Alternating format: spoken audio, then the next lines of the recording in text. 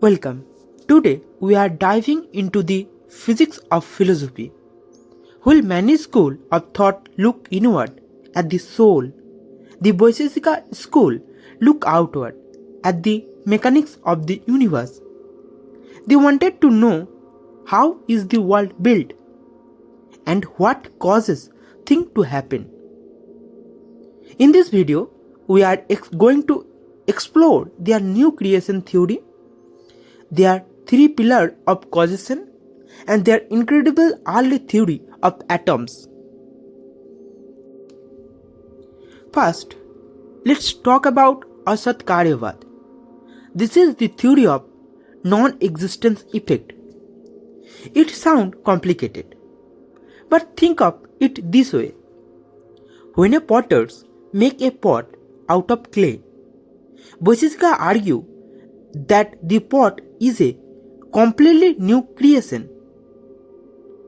Before the potter started, the pot was asat, means non-existence. It was not just hidden in the clay, it required the potter's effect to bring it into reality. This is why we call it a new creation theory.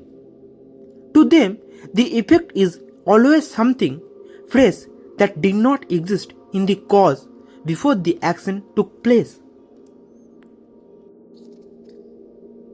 So, if every effect is a new creation, how does it get here? Vaisesika identifies three types of Karana or causes. Let's use a piece of cloth as our example. First is samavayi Karana. This is the inherent or material cause. For our cloth, this is the thread.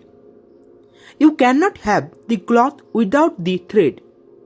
The cloth literally lives in them. Second is asamavayi Karana. This is the non-inherent cause. Think of it as the union or connection of the thread. The thread sitting in a pile are not a cloth. They must be joined together. That act of joining is this cause. Third is Nimitta Karana. This is the efficient cause. This is the weaver and their loom. They are not part of the cloth, but without their intelligence and tools, the thread would not never become a garment.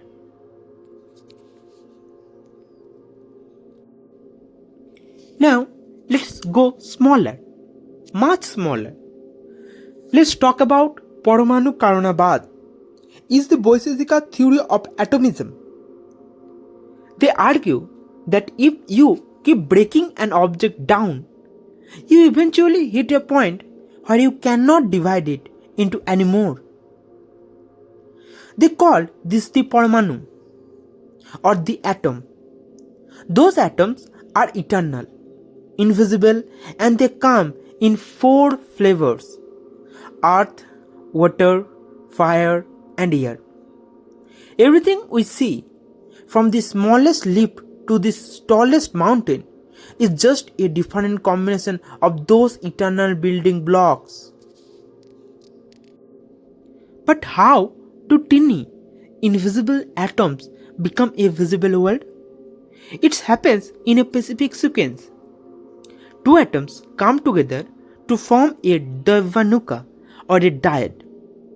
Three of those dyad then combine to form a Tryanuka or a triad.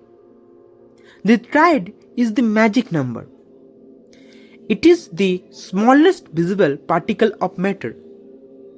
Like the teeny dust motes you see dancing in a sunbeam.